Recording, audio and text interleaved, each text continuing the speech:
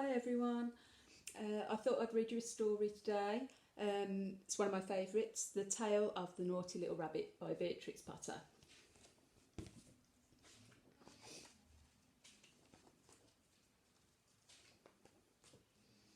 In a snug little burrow beneath a tall fir tree, in the heart of the wood, lived a family of rabbits.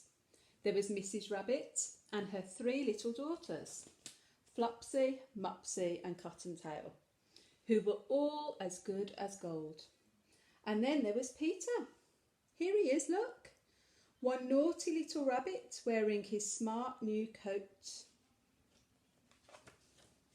Today, Mrs Rabbit had some shopping to do. You can play outside while I'm gone, she told her children. But remember, stay away from Mr McGregor's garden. Mr Rabbit had visited once and never come home.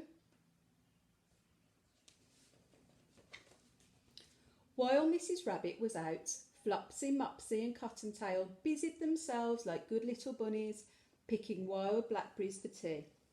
But not Peter. He ran straight to Mr McGregor's garden.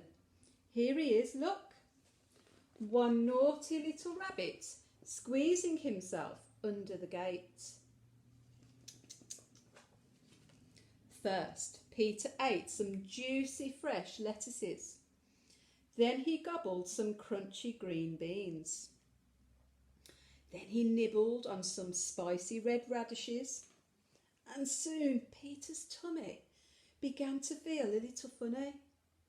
He looked around for some parsley, but instead he found Mr McGregor. Peter turned and ran as fast as his little rabbit legs would carry him. But Mr McGregor chased after him, waving a rake and shouting, "Stop, thief!" Poor Peter was very frightened. In his panic, he couldn't remember the way back to the garden gate.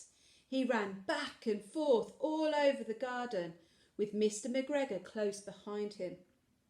Here he is, look.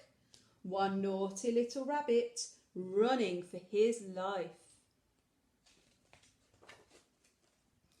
As Peter dashed through the vegetable patch, one of his shoes came off. Peter kept running. He lost his other shoe in the potatoes. And without his shoes, Peter ran even faster. Straight into the net around the gooseberry bushes. The big brass buttons of Peter's blue coat got tangled up. Suddenly, Mr McGregor appeared over him. "You wretched little rabbit, I'll have you for my dinner," growled Mr McGregor.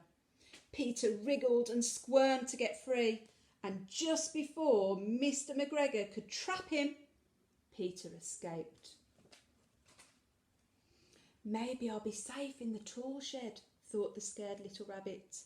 A big green watering can seemed like the perfect hiding place, until Peter discovered how much water there was inside. But Mr McGregor had followed him into the tool shed. He began turning over the flower pots one at a time, searching for Peter. All of a sudden, he heard a rabbity sneeze. "Achoo!" from inside the watering can. Poor Peter was out of the can in a flash. He ran away as fast as his little rabbit legs would carry him. He found his way back at last, back to the garden gate. And finally Peter was safe in the wood again. He ran all the way home without stopping. Mr McGregor found the 2 shoes and the new blue coats that Peter had left behind. He made them into a scarecrow to frighten away the birds. Back in the snug burrow, Mrs Rabbit was not at all pleased that Peter had lost his shoes and coat.